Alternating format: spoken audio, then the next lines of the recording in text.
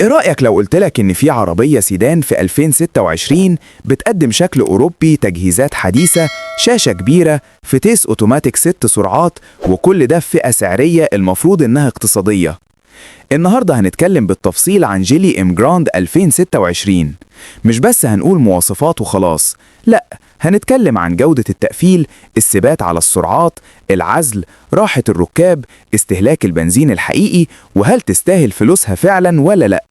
لو بتفكر تشتري سيدان عملية للعيلة أو للاستخدام اليومي، الفيديو ده معمول علشانك.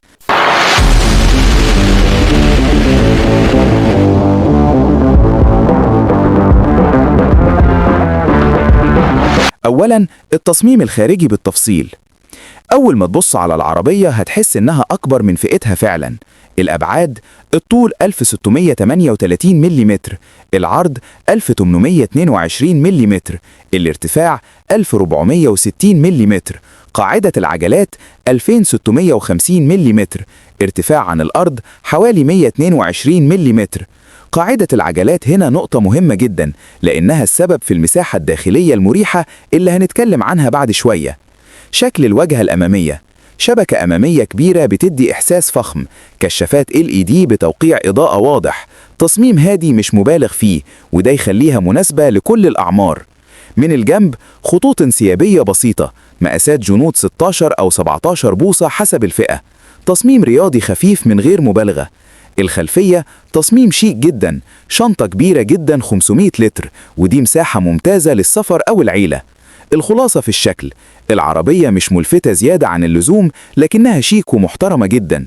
المقصورة الداخلية أهم نقطة في العربية. أول ما تدخل العربية هتحس إنها معمولة بعناية. التصميم: تابلو أفقي عريض، شاشة وسطية 8 أو 10 وربع بوصة حسب الفئة، عدادات ديجيتال جزئية.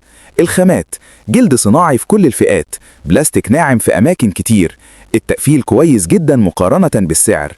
هل هي نفس جودة العربيات الألماني؟ طبعا لا، لكن في فئتها ممتازة جدا. المقاعد والمساحة: الأمام مساحة رجلين مريحة، رؤية واضحة، كرسي السائق ممكن يكون كهرباء في أعلى فئة. الخلف بسبب قاعدة العجلات 2650 ملم، المساحة الخلفية ممتازة جدا في فئتها، حتى شخص طوله 180 سنتي هيبقى مرتاح. التكييف الخلفي متوفر في بعض الفئات، ودي نقطة تحسب لها. التكنولوجيا والأنظمة: شاشة تدعم أبل كار بلاي وأندرويد أوتو، بلوتوث، USB، كاميرا خلفية، حساسات ركن. في الفئات الأعلى ممكن تلاقي فتحة سقف، دخول وتشغيل بدون مفتاح، مثبت سرعة. الأنظمة سهلة الاستخدام ومش معقدة. المحرك والأداء ده جزء مهم جدا. المحرك 1.5 لتر تنفس طبيعي، 4 سلندر، 120 حصان، 152 نيوتن متر عزم. الفتيس أوتوماتيك 6 سرعات تقليدي، تورك كونفرتر. التسارع من 0 ل 100 في حوالي 12.5 ثانية تقريبا. هل هي سريعة؟ لا، لكن مناسبة جدا للاستخدام اليومي. استهلاك البنزين حوالي 6.4 لتر لكل 100 كيلو متر، يعني اقتصادية جدا. الثبات والعفشة دي نقطة ناس كتير بتسأل عنها. العفشة مريحة أكتر من إنها رياضية، على المطبات ناعمة، على السرعات العالية ثابتة لحد 140 كيلو متر في الساعة كويس جدا. التوجيه خفيف داخل المدينة وسهل في الركن. العزل: عزل صوت الهواء جيد، عزل صوت الموتور متوسط.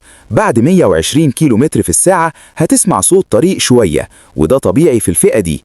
الأمان: ABS، EBD، ESP، وسائد هوائية أمامية، نظام ثبات إلكتروني. في فئات أعلى 6 وسائد هوائية، ودي نقطة قوة فعلا. المميزات: قيمة مقابل سعر ممتازة، شنطة ضخمة 500 لتر، مساحة خلفية مريحة، فتيس تقليدي موثوق، استهلاك وقود اقتصادي، تجهيزات كويسة. العيوب: أولا أداء متوسط، ثانيا ارتفاع عن الأرض قليل، ثالثا عزل الطريق مش الأفضل، رابعا إعادة بيع لسه مش أقوى حاجة. جيلي إم جراند 2026 عربية معمولة للناس اللي عايزة سيدان شكلها شيك، اعتمادية، مصاريف تشغيل قليلة، مساحة عائلية محترمة، مش معمولة للي بيدور على أداء رياضي أو فخامة مبالغ فيها. لو استخدامك يومي، شغل، مشاوير، سفر عائلي، هتكون اختيار ذكي جدا. نيجي بقى للجزء المهم: سعر العربية كام بعد التخفيض اللي حصل عليها؟ الفئة الأولى 790 ألف جنيه، الفئة التانية 890 ألف جنيه. قول لي رأيك في العربية، شايفها تستاهل ولا في منافس أقوى في نفس السعر؟ وما تنساش تعمل لايك واشترك في القناة علشان يوصلك كل جديد في عالم السيارات.